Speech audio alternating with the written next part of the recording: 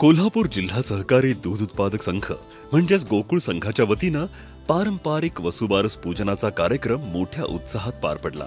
या कार्यक्रमात राज्याचे वैद्यकीय शिक्षण आणि विशेष सहाय्य मंत्री हसन मुश्रीफ साहेब, माजी गृहराज्यमंत्री आमदार सतेज पाटील, आमदार चंद्रदीप नरके, माजी आमदार के.पी. पाटील, आमदार जयंत आसगावकर, केडीसीसी बँकेचे संचालक अर्जुन अभिटकर, गोकुळचे माजी चेअरमन ज्येष्ठ संचालक विश्वास पाटील, अरुण डोंगळे, संचालक मंडळ, संघाचे अधिकारी आणि शेकडो महिला दूध उत्पादक शेतकरी उपस्थित होते।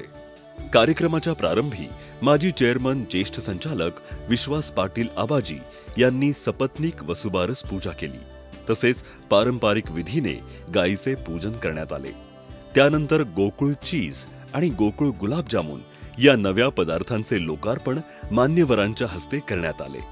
यावेळी गोकुळ आईस्क्रीम लवकरच बाजारात येणार असल्याचे संचालक मंडळाने जाहीर केले। दूध उत्पादकांसाठी गोकुळ संघाने महत्त्वाचे निर्णय घेतले। जिल्ह्यातील आणि जिल्ह्याबाहेरील गाय आणि म्हशींच्या दुधाच्या खरेदी दरामध्ये प्रति लिटर 1 रुपयाची वाढ करण्यात आली। यामध्ये म्हैस दूध 51.50 वरून 52.50 रुपये आणि गाय दूध 33 वरून 34 रुपये करण्यात आले आहे। तसेच महालक्ष्मी गोल्ड आणि कोहिनूर डायमंड या पशुखाद्यांच्या मूळ विक्री दरात 50 किलो पोत्यावर 50 रुपये रकमेची सवलत देण्यात आली आहे। यामुळे मार्च 2026 अखेरपर्यंत या योजनेतून दूध उत्पादकांना 5.5 कोटींचा लाभ मिळणार आहे। संस्था व्यवस्थापन खर्च 90 पैशांऐवजी 1 रुपये याप्रमाणे 10 पैशांची वाढ करण्यात आली आहे। याचबरोबर गाभण जनावरांसाठी नवीन महालक्ष्मी प्रेग्नन्सी रेशन हे नवीन गाभण जनावरांसाठीचे पशुखाद्य आता दूध उत्पादकांसाठी तयार करण्यात आले आहे। यामुळे प्रसूती सुलभ होते, रेडके वासरे निरोगी जन्माला येतात, त्याचबरोबर दूध उत्पादनात वाढ होण्यास मदत होणार आहे।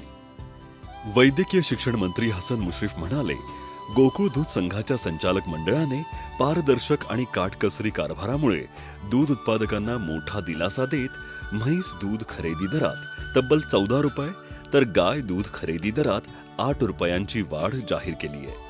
संघ सध्या डिबेंचर 7.8% व्याज देत असून जे शेअर्समध्ये रूपांतर झाले आहेत त्यांना 11% व्याज मिळत आहे। त्यामुळे कोणत्याही प्रकारचे गैरसमज निर्माण करून उत्पादकांमध्ये संभ्रम निर्माण करण्याचे प्रयत्न होऊ नयेत या विषयावर संघाने पूर्ण पारदर्शकता ठेवली आहे। डिबेंचर्स विषयावर पुढे बोलताना त्यांनी सांगितलं की संघामार्फत सर्व दूध संस्थांना विश्वासात घेऊन त्यांचे अभिप्राय जाणून घेण्यासाठी आणि या विषयाचा तज्ञ समितीकडून अभ्यास करून एक सविस्तर अहवाल तयार करण्याचे काम सुरू आहे। यानंतर हा विषय कायमस्वरूपी बंद करण्यासाठी योग्य त्या उपाययोजना केल्या जाणार आहेत। माजी गृहराज्यमंत्री आमदार सतेज पाटील यांनी नमूद केलं की गोकुळने गेल्या 4.5 वर्षात पारदर्शक कारभार ठेवत शेतकऱ्यांच्या हिताचे निर्णय घेतले आहेत। दूध दर वाढ, पशुखाद्य अनुदान, संस्थेचे मार्जिन वाढवणे हे सर्व निर्णय शेतकऱ्यांसाठी केले गेले आहेत। डिबेंचरसह सर्व विषयांचे समन्वय साधून कायमस्वरूपी तोडगा काढला जाईल असं त्यांनी आश्वासन दिलं। यावेळी स्वागत कार्यकारी संचालक डॉक्टर योगेश गोडबोले आणि प्रास्ताविक माजी चेअरमन ज्येष्ठ संचालक अरुण डोंगळे यांनी केले।